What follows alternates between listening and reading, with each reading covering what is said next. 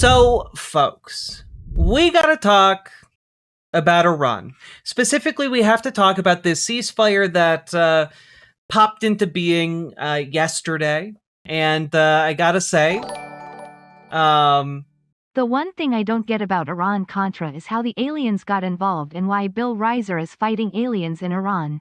the thing I want to know about Iran-Contra is why she only makes one video a year.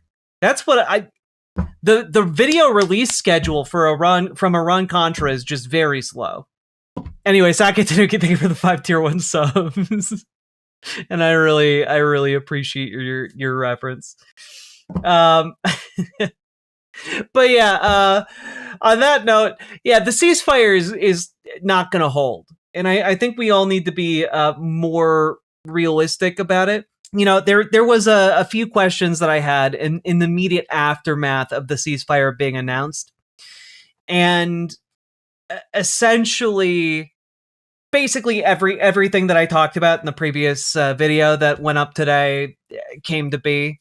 Israel has taken the opportunity to just go absolutely berserk on Lebanon in the most horrific and horrible ways. Israel is, as the kids say, wild and just killing indiscriminately in basically all directions. That being said, let's take a quick look at what Donald Trump had to say about this whole ceasefire fiasco. All right. Have you seen Iran's Lego Hegseth diss track? I've seen some of the Lego Iran stuff. It's I don't know. It doesn't interest me terribly, but I know some people find it fascinating. But here's Donald Trump's Truth Social post from, I want to emphasize, 11 p.m. on April 7th. A big day for world peace. Iran wants it to happen. They've had enough. Likewise, so has everyone else. The United States of America will be helping with the traffic buildup in the Strait of Hormuz. There will be lots of positive action. Big money will be made. Iran can start the reconstruction process. We'll be loading up with supplies of all kinds and just hanging around in order to make sure that everything goes well. I feel confident that it will. Just like we're experiencing in the U.S., this could be the golden age of the Middle East. President Donald J. Trump, he seems pretty hopeful. What a hopeful guy at on April 7th, 11 p.m. Let's maybe fast forward a little bit here to April 8th at 6 a.m. For some reason, Donald Trump chose 11 hours later to retweet an old post from Lindsey Graham saying, "I just had a great conversation with POTUS. I totally support his ultimatum to the Iranian regime to open up the Strait of Hormuz and to do a peace deal. A massive military operation awaits Iran if they choose poorly. This regime has been severely crippled through Operation Epic Fury. Their reign of terror against that region of the world needs to come to an end, hopefully through a peace deal. After speaking with President Trump this morning, I'm completely convinced that he will use overwhelming military force against the regime if they continue to impede the Strait of Hormuz and refuse a diplomatic solution to achieve our military objectives. If it's not clear to Iran and others by now that President Trump means what he says, then I don't know when it will ever be. Choose wisely." What a weird thing to say, because this post from Lindsey Graham is from April 4th. You posted a 4-day-old post from Lindsey Graham at 6 o'clock in the morning. Like, what happened in those 11 hours? You know, it's a bit interesting. Now, worth noting here, of course, that in the last 24 hours in particular, Israel has been murdering journalists in Gaza, notably Al Jazeera's Mubashir correspondent named Mohammed Samir Washa, apparently targeted by a drone strike on his car, and it's genuinely awful. There's video of like his car just engulfed in flames, and as Israel continues to clamp down on the surrounding region, well, the top children's aid charity to Palestinian children was forced to shut down due to the fact that it is essentially being blocked out of operating within the occupied territories in Gaza.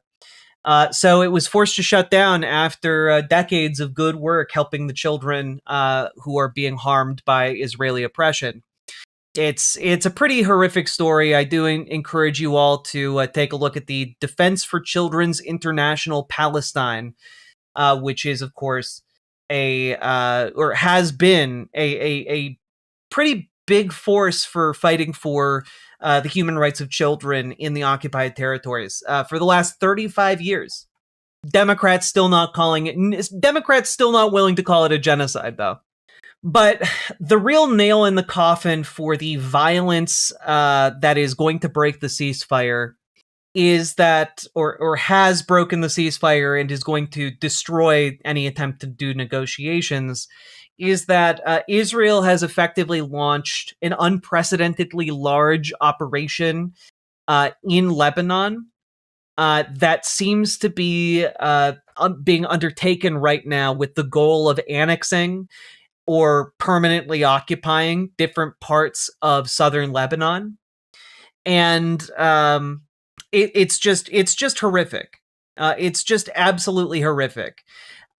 This includes, by the way, an airstrike on a funeral procession. This is video of the resulting cloud afterwards. Beirut, the capital of Lebanon, has been under a massive amount of bombardment. And entire sections of Beirut have been leveled by the explosives deployed by Israel. Essentially, Israel is trying to argue that this aggression towards Lebanon, and specifically Lebanon's capital of Beirut, is justified because they are saying that Hezbollah has pulled back from its traditional strongholds in the suburbs around Lebanon, or around Beirut, and are now concentrating in Beirut itself, which is why they believe it is justified for them to level, city blocks with explosives. I want to really encourage you all to imagine what it would be like for several city blocks in Chicago to be leveled by an invading military force that had just taken over like the upper Midwest of the United States.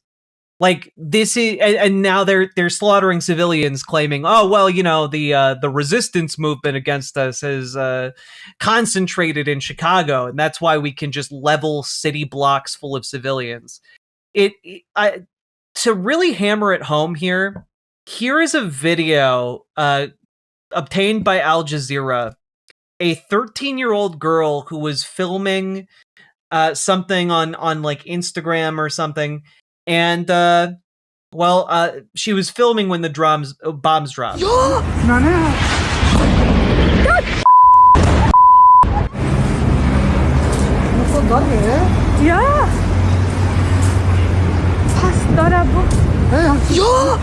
they just attacked. We heard it.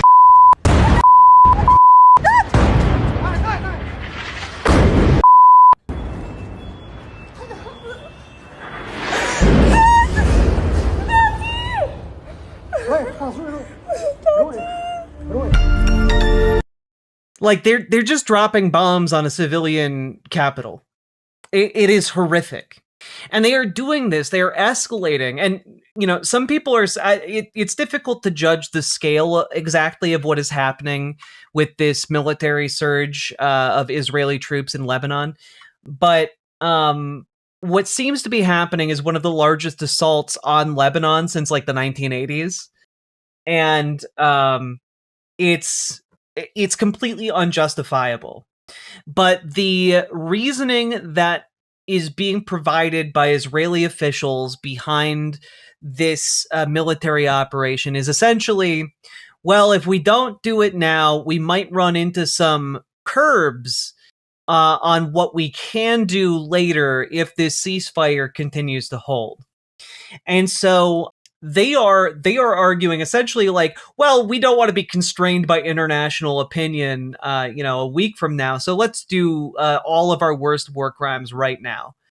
And another element here is that this is a deliberate effort to end the ceasefire, because what's happening in Israel right now, politically, is that the main opposition party, which I want to really emphasize to you guys when people say like, oh, this is all Benjamin Netanyahu, we just need to replace Benjamin Netanyahu and Israel will be fine. The premier, like the next highest polling opposition party in Israel is also headed by a guy who believes in the greater Israel settler colonial project, a project that calls for the expansion of Israel into its surrounding neighbors. Okay? And okay, but serious question, if somebody's doing literal war crimes, why is nobody stopping it? Because geopolitically, most countries aren't interested in engaging in military conflict solely so that war crimes can be prosecuted. Especially considering that the Israel, by and large, is operating under the protection of the United States, right? And so even if another country were to look at what Israel is doing and say, we want to hold them accountable for their war crimes, like, that would require going to war with Israel, which in turn might require them to go to war with the United States. And very few countries on Earth are willing to risk that just to end war crimes, right? Seems like a pretty big flaw in the system. It is. I mean, typically, who gets prosecuted for war crimes? The people who lose wars, right? The people who lose wars tend to be the ones who get prosecuted for war crimes, because at the point you've lost a war, then the victors can arrest the people who have done the war crimes. And so that's kind of the flaw in the system for sure. So much is lost in war. How is it possibly profitable? I can't even imagine. For the arms manufacturers, for the military-industrial complex, this is why Eisenhower talked about the threat of the military-industrial complex, because the military-industrial complex makes money off of war. They want to perpetuate war. The particular quote I'm thinking of is from Eisenhower's farewell address. A vital element in keeping the peace is our military establishment. Our arms must be mighty, ready for instant action, so that no potential aggressor may be tempted to risk his own destruction. American makers of plowshares could, with time and as required, make swords as well. But now we can no longer risk emergency improvisation of national defense. We have been compelled to create a permanent arms industry of vast proportions. This conjunction of an immense military establishment with a large arms industry is new in the American experience, yet we must not fail to comprehend its grave implications. In the councils of government, we must guard against the acquisition of unwarranted influence, whether sought or unsought, by the military-industrial complex. The potential for disastrous rise of misplaced power exists and will persist. And that is extraordinarily true. It's extraordinarily true, and it is that fear that Eisenhower expressed in his farewell address. It is embodied by what is happening right now, and what is being pushed and perpetrated by the Israeli government as well as the U.S. government, right? And so this is one of the big problems, right? The military-industrial complex has, by and large, been able to buy and curry favors with our democratically elected representatives, right? And so that in turn is going to makes war a difficult thing to stop, because these companies make money off of the suffering, the devastation, the war, like the killing, they. And then there are the companies that make a profit off of rebuilding afterwards. Then there are the companies that can roll in and take over the resources. It's a racket, as they say. And under capitalism, there is no greater racket than being able to both inflict while also offering for sale the solution to said harm. It's awful. This is all happening, by the way, despite the fact that the ceasefire agreement explicitly says that aggression towards Lebanon must stop, as well as aggression towards Yemen, essentially any of the nations that Iran has been coordinating with, or at least nations that have sizable paramilitary presences that coordinate with Iran, which includes, Iraq as well. And I mean, this was not a negotiable part of the ceasefire. The ceasefire is predicated on a cessation of fire towards the combatant parties. And Iran is not taking this resumption of hostilities well. Essentially, it has closed or highly limited traffic going through the Strait of Hormuz. And I am pretty confident that before the week is out, we're going to see a crumbling of, and I feel like I'm being generous with that timing. It might even be in the next 24, 48 hours. The pretending at this ceasefire is going to end. Well, let's also take a moment to say that Donald Trump is big mad now, despite how optimistic he was just a day ago. Let's take a look at Fox and Friends talking about this. That includes 10 separate points. Some of them include the U.S. guaranteeing. Here, maybe I need to make this louder. Because, of course, every MAGA person who is pushing for this war is deeply mad about Donald Trump coming to a ceasefire with Iran. Laura Loomer, Mark Levin, my God, the list. There are a lot of Republicans who are furious about this ceasefire. A non-aggression pact with Iran, continuing Iran's control over the Strait of Hormuz, acceptance that Iran can enrich uranium for its nuclear program, removal of all primary sanctions on Iran, removal of secondary sanctions, an end of all UN Security Council resolutions against Iran, an end to the IAEA's resolutions on Iran's nuclear program, compensation payment for Iran and its war damage, withdrawal of U.S. forces from the region, and a ceasefire on all fronts. Those are a number of points. Including Lebanon. I do want to emphasize that effectively Donald Trump did agree to this and said this was an excellent point of agreement with these 10 points. Very reasonable. We can move forward with negotiations on these points. But the outcry from MAGA world looking at this, which, to be fair, this is a pretty bitter pill for the war hawks here in America to swallow. The idea that, like, we spent, probably like $100 billion, $200 billion bombing this country. I mean, we lost at least like between like a handful of planes that got shot down. That's like another several billion right there.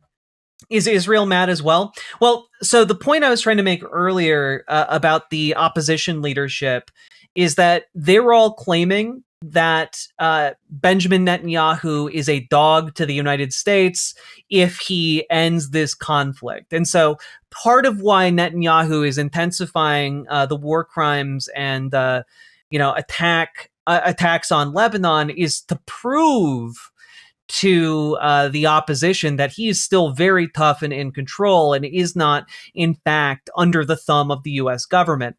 And so that's essentially the political dynamic where Benjamin Netanyahu is not super popular in Israel right now.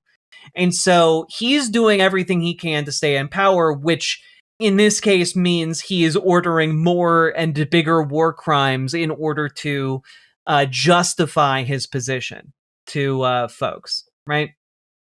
What they are now doing here is trying to say, well, Donald Trump is now looking super, super weak because he's what we spent like $200 billion so that nothing can change except that like Iran gets everything they wanted and also gets to extend its control over the Strait of Hormuz indefinitely.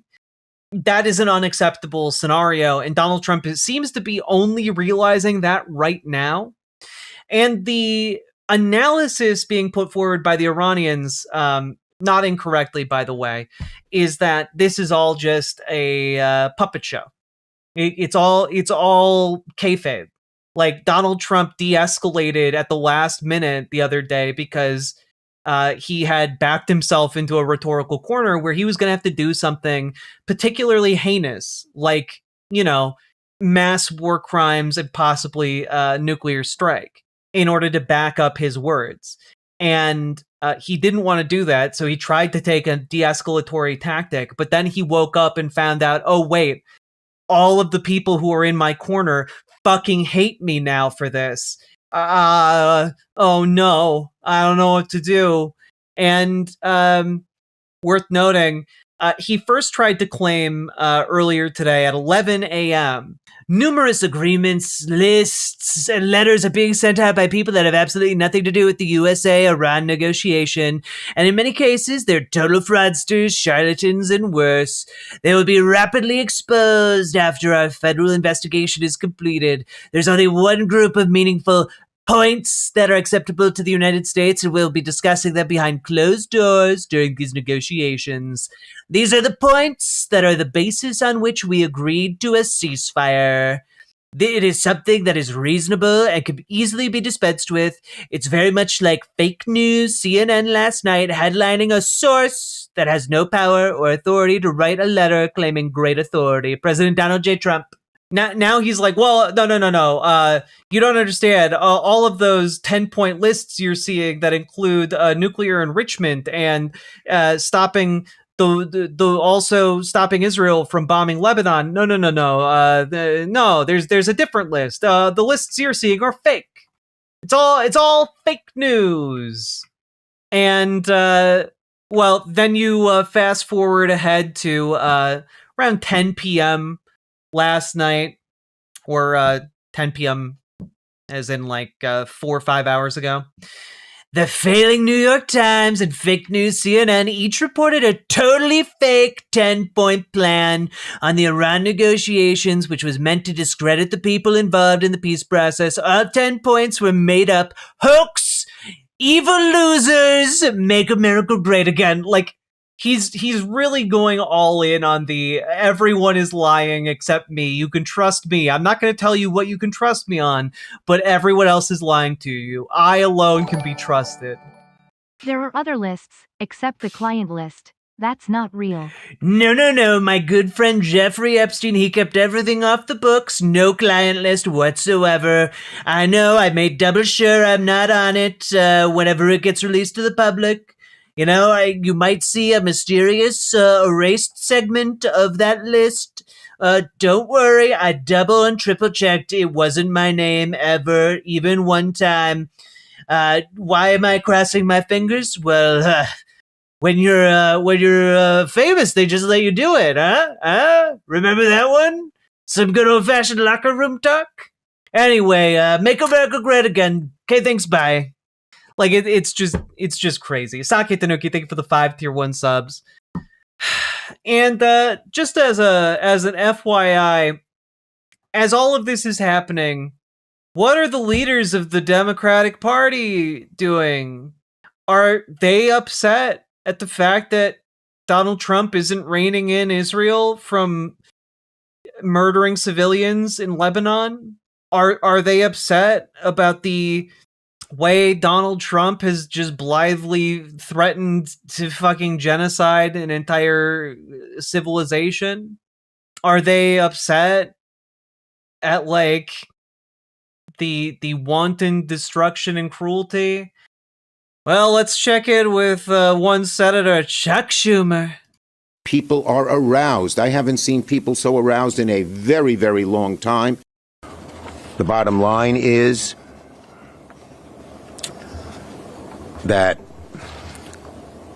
Iran still has its nuclear stockpile, its nuclear ambitions. Iran still has its nuclear stockpile. Its nuclear ambitions are still unchecked, if not accelerated. And finally, American credibility. The nations of the world are furious at Trump. The Europeans, the Asians, even the Middle Eastern allies. They say, what the hell is he doing? And the United States' diplomatic position and credibility in the world is dramatically worse because of this war. So just in summary, this war has made us worse off today than before it started. The war made us worse in terms of control of the Strait of Hormuz. The war made us worse in terms of the strength of the Iranian regime. The war made us worse in terms of high gas prices. The war made us worse because Iran's nuclear ambitions have been unchecked. And the war made us worse because American credibility is down the drain. First of all, where is Waldo? Thank you for the 5 gifted memberships. Very much appreciated. And second of all, can I just say that this is not the main problem with the war. The main problem with the war isn't that, like, America didn't achieve its military objectives in Iran. The problem with the war in Iran is that we should have never gone to war with Iran. That's the problem. The problem is we've been sent into this conflict with another country as the aggressor for no reason whatsoever. And that war has only continued to escalate in intensity as Congress, which I want to point out Chuck Schumer is a part of, has failed repeatedly to rein in this mad king that would openly threaten to do a genocide, and his political party is now clapping to tell him what a masterful negotiator he is, what incredible command of rhetoric he has for threatening a genocide in order. Caroline Leavitt was asked about the genocidal rhetoric of Donald Trump, and her response was just like, well, the president just cares about results. And it's just like, I think it matters that the president of the United States is so mentally unstable that he's out there posting in the middle of the night about how he's going to do a genocide. That's a problem. That's not a negotiation tactic. We are under no obligation to sane wash this.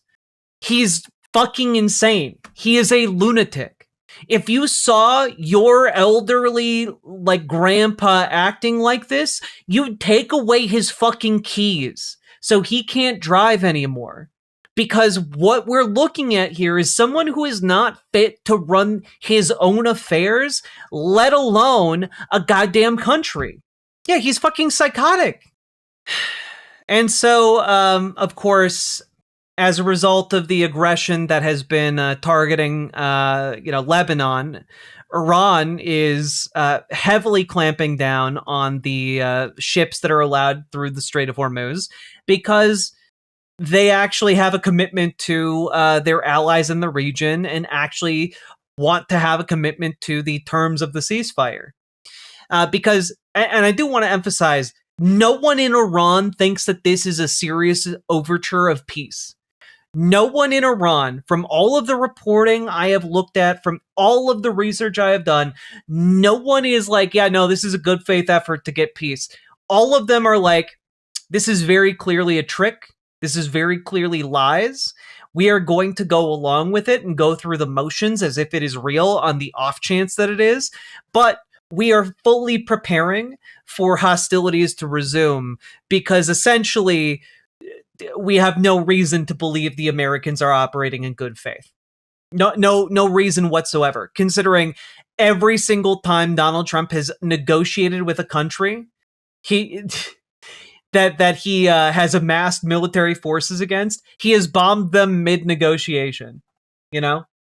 One of the negotiators, and I talked about this just a couple days ago, one of the negotiators, the guy who was in charge of Iranian foreign policy that got the JCPOA put into place, the Obama-era deal that ended Iran's nuclear enrichment program in exchange for lifting sanctions against Iran, that Donald Trump then tore up a couple years later. Like, the guy who was instrumental in getting that passed as the foreign minister of Iran, he was targeted by U.S. or military bombers. And in that bombing campaign was grievously injured, and his children and wife were killed. the United States and Israel are working to undermine any actual movement towards a peace deal. And we have one day of like Donald Trump saying, well, maybe we'll have a ceasefire. And I want to let you guys know that the aggression Israel has displayed in Lebanon, as well as Donald Trump's rapidly souring attitude over the last 24 hours, has led to the Japanese stock market taking a nosedive after a massive recovery spike earlier in the day. It plummeted again because everyone is expecting this to go south once again. Okay, even the stock markets around the world are betting on this going bad. Okay. Yeah, the U.S. and Israel targeted a synagogue in Tehran. I talked about that yesterday. It just absolutely heinous criminal activity. But my... Wait, are you telling me that the FIFA Peace Prize meant nothing? Hands fondling balls meant nothing to the Bubba blower? I know, right? It's so sad. It's so sad. We all thought the FIFA Peace Prize was going to last forever. Yeah, here we are. So sad. So sad. As of 6 minutes ago, Israel is claiming that, the United States is allowing them to continue to bomb Lebanon. Israel says it has an understanding with the U.S. administration to continue bombarding Hezbollah until it is disarmed, while admitting to underestimating the group's capabilities. It is as if Israel is compensating for its failure to achieve its goals with Iran by hitting Hezbollah harder. The attacks have been heavy since the early hours of yesterday when the ceasefire was announced. I mean, like, this is effectively like the end of any kind of ceasefire plan here. Like, it's not... I don't think Iran is going to continue to go along with this charade. And you know what? Since we already played a clip of JD Vance earlier, let's play another clip of JD Vance again. Here he comes up with a bizarre analogy. The second thing Ghalibaf said, which again I found fascinating, is he said, we refuse to give up the right to enrichment. And I thought to myself, you know what? My wife has the right to skydive, but she doesn't jump out of an airplane because she and I have an agreement that she's not going to do that because I don't want my wife jumping out of an airplane. We don't really concern ourselves with what they claim they have the right to do. We concern ourselves with what they actually do. And I think the president's been very clear on the enrichment question. Our position on that has not changed. I think the second... Nuclear enrichment, skydiving, it's fine. It's the same thing. What the fuck are you talking about? You know, just that he doesn't allow his wife to skydive. I tell my wife what to do and then she does it or doesn't do it. That's the understanding we have. Like, can we just like be take a little diversion here. If this was actually analogous, the analogy here would be if my wife jumps out, like skydives out of a plane, I will harm her. The same way what he's saying here about Iran is if Iran enriches uranium, we will harm Iran. He's essentially like being like, my wife will know the back of my hand if she jumps out of a plane. And, Usha Vance, what are you doing being married to this asshole? Like, God. I mean, she probably agrees with him on, you don't stay married to this kind of an asshole without knowing the kind of monster he is already, you know? Anyway, if any of you thought that Donald Trump was going to de-escalate his rhetoric, at 10:46 p.m. yesterday on April 8th, because currently it's 3 a.m. on April 9th, all U.S. ships, aircraft, and military personnel with additional ammunition, weaponry, or anything else that is appropriate and necessary for the lethal prosecution and destruction of an already substantially degraded enemy will remain in place in and around Iran until such time as a real agreement is reached, fully complied with. If for any reason it is not, which is highly unlikely, then the shooting starts, bigger and better and stronger than anyone has ever seen before. It was agreed a long time ago that despite all of the fake rhetoric to the contrary, no nuclear weapons, and the Strait of Hormuz will be open and safe. In the meantime, our great military is loading up and resting, looking forward actually to its next conquest. America is back. Yeah, America, we're all looking forward to our next conquest. Also, no nuclear weapons, says the guy that 24 hours ago was threatening to wipe out an entire civilization. I just, like, this guy is fucking insane. He's just crazy. I want to remind you guys that less than 24 hours before he sent out that truth, he sent this one out. A big day for world peace. Iran wants it to happen. They've had enough. Likewise, so is everyone else. The United States of America will be helping with the traffic buildup in the Strait of Hormuz. There'll be lots of positive action. Big money will be made. Iran could start the reconstruction process. We'll be loading up with supplies of all kinds and just hanging around in order to make sure that everything goes well. I feel confident that it will. Just like we are experiencing in the U.S., this could be the golden age of the Middle East. President Donald J. Trump. Less than 24 hours later, he's talking about, like, hold on, everybody, we might need to invade Iran again. God. That's not the N-bomb you expected him to drop? Yeah. Anyway, also in Donald Trump is fucking crazy, and I'm not being hyperbolic about that news, he also decided to take pot shots at NATO, about 8 hours ago. NATO wasn't there when we needed them, and they won't be there if we need them again. Remember Greenland, that big, poorly run piece of ice? President DJT. And now, I just want to emphasize here, Donald Trump has now reached a level of incoherent that is such that I'm not entirely sure what he means at all by this. Like, obviously, he's taking a shot at NATO for, like, not also going to war with Iran for no reason.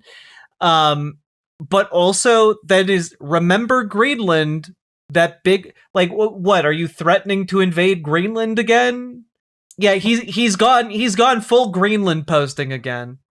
It's just deranged. It is just deranged. He doesn't understand what a defensive treaty is. I don't think he's capable of understanding what a defensive treaty is, right?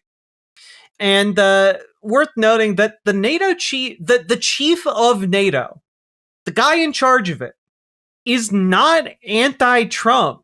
Here he is on CNN earlier today. When President Trump threatened to kill the entire Iranian civilization,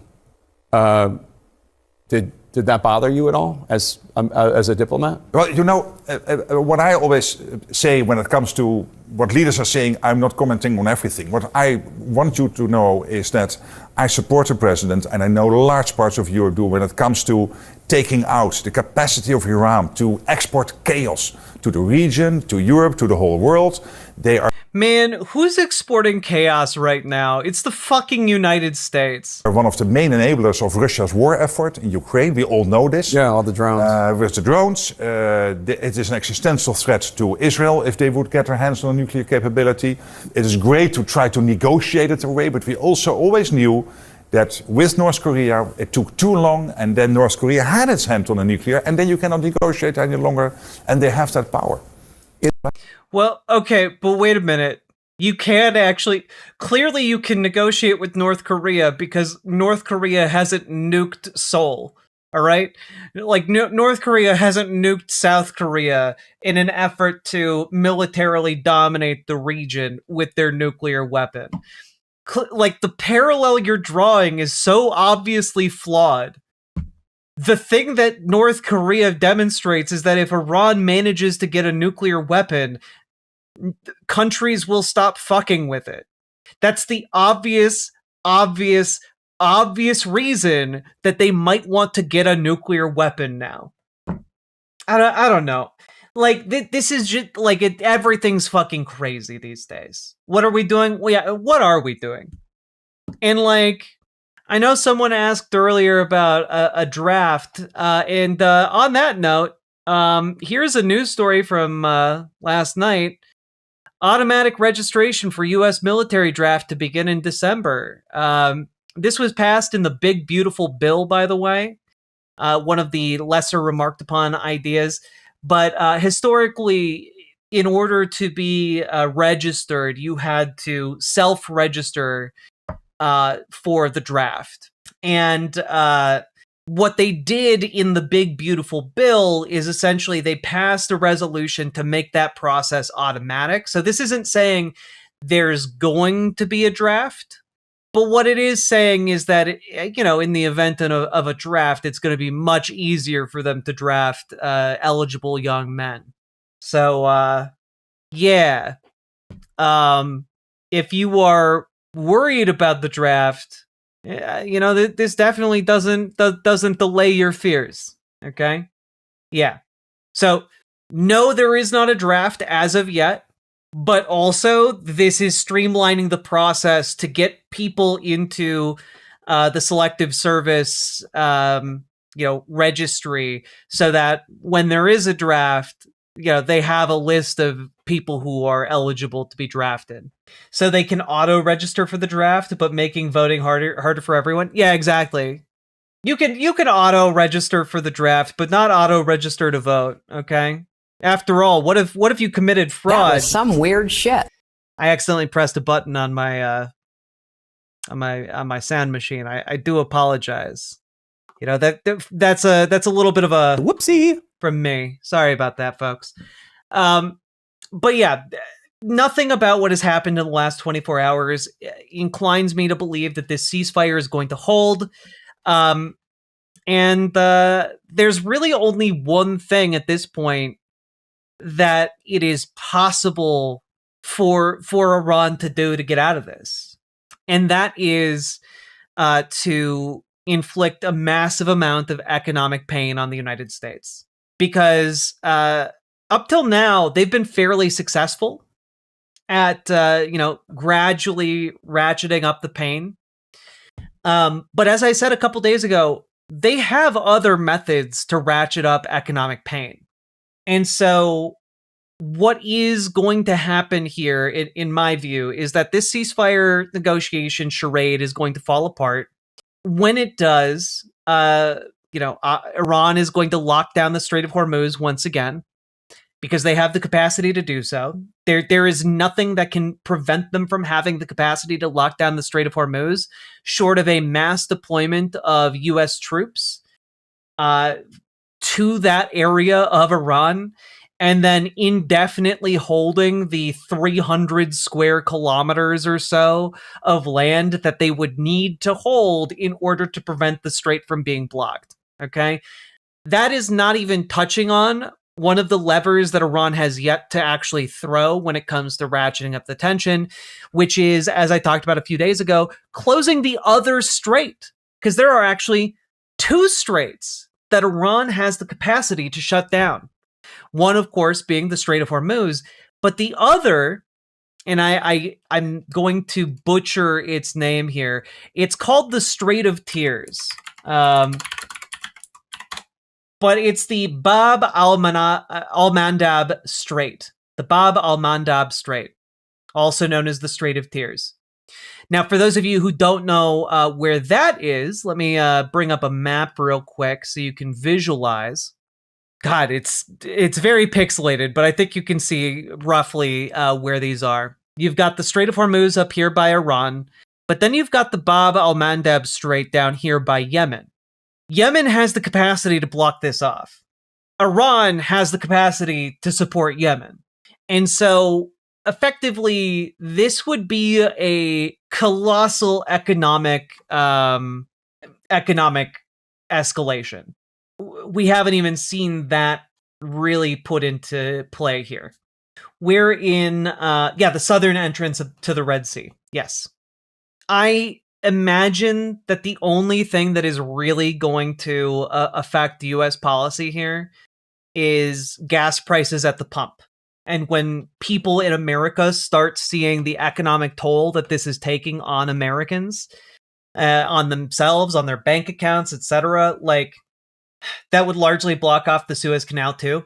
Well, also, something that hasn't been talked about that much, Iran has the capacity to launch missiles and hit the Suez Canal, right?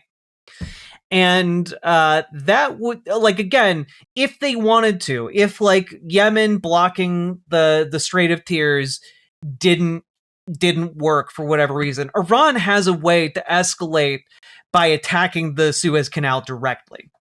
We've been here before. Exactly, the 78 oil embargo. Yes. And so what is really going to, what it's going to boil down to here is just the economic pain acting as a deterrent to bring the United States to the negotiating table. Because otherwise, I don't really see a way out.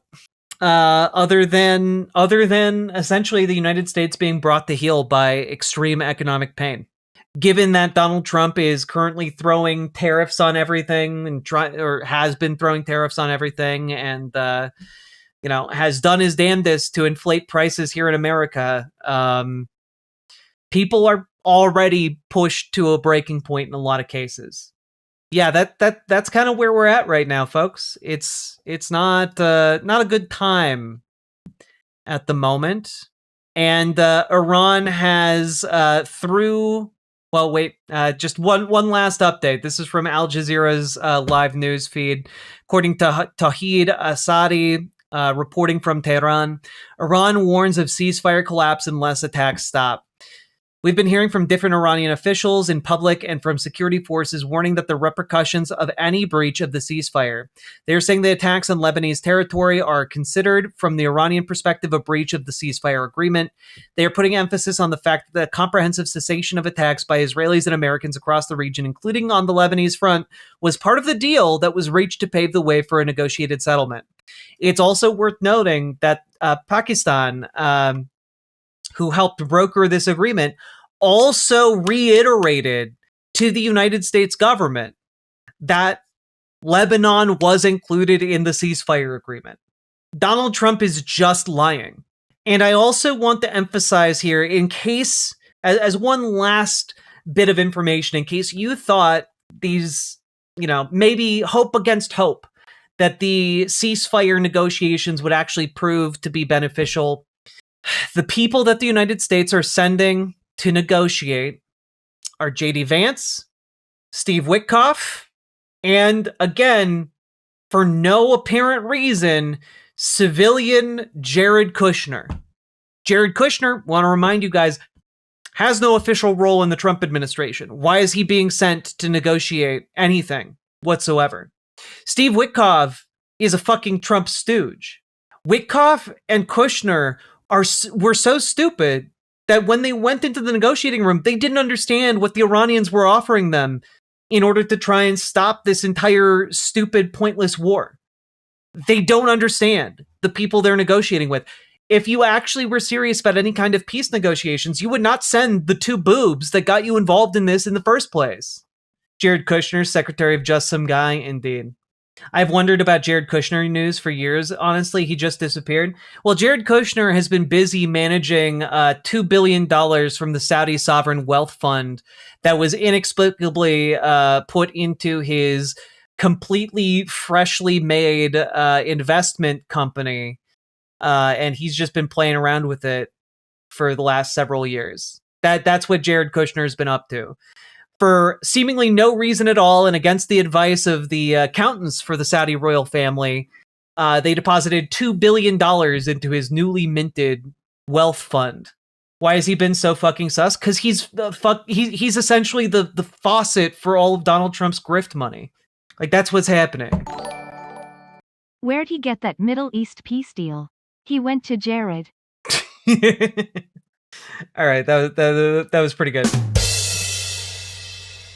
Saki Tanuki, thank you for the 5 tier 1 subs, and thank you day or night showing up to provide us zingers. Appreciate you. Iran has something to offer? Yeah, Iran has the offer of not closing down the Strait of Hormuz or the Strait of Tears that connects the Red Sea into the rest of the world. Oh, God. Anyway, the Iranians, despite the fact that they know this is all a farce, have sent a delegation to Islamabad in Pakistan to negotiate, and we'll see how that goes. But I would recommend y'all not to hold your breath on this one. especially as Israel continues to escalate their war crimes in Lebanon. All that being said, folks, if you got anything out of this, hit the like button. Leave a comment. Comments longer than 8 words really helping the algorithm. Hit the subscribe button. Do the things that will help the channel grow. And also, get organized. These insane genocidal Republicans cannot be allowed to ever hold power in this country again. If you want to stop them from holding power, you got to organize. Organize.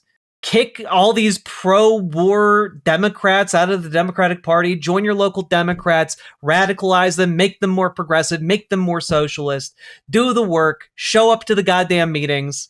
And join your local DSA and organize local labor in your area to be able to do bigger and more coordinated activities as a form of protest, as a form of political action, as a form of political mobilization. Because what is going to save us is mass mobilization in our towns, in our cities, in our counties, in our states, in our country, essentially. And so organize, folks. That is the name of the game. And if you need help getting started, joining your local DSA or joining your local Democrats, because we know it can be kind of hard to start. Consider joining our Discord. Reach out to Gamergy for help setting up contact with your local DSA. Reach out to Dragonfly for help joining your local Dems. Organize, folks. And with all that being said, check out ImogeneOlivia.com. It is gender euphoric lingerie designed from the ground up for trans femmes. Also tested with cis men, cis women, non-binary folks. It is non-tucking lingerie. It's sexy, it's elegant, it's attractive, it fits, and you know what? Go check it out. It makes you feel good. Link down in the description. Let's keep on going. Riverboat deck is coming to town. All the viewers gather round. Twitch and YouTube and swishy streams. All that content is bursting the seams. Politics, being plenty more. Your sense of fashion you'll adore. So grab your stuff and hop aboard. We're going straight to Jack's Discord.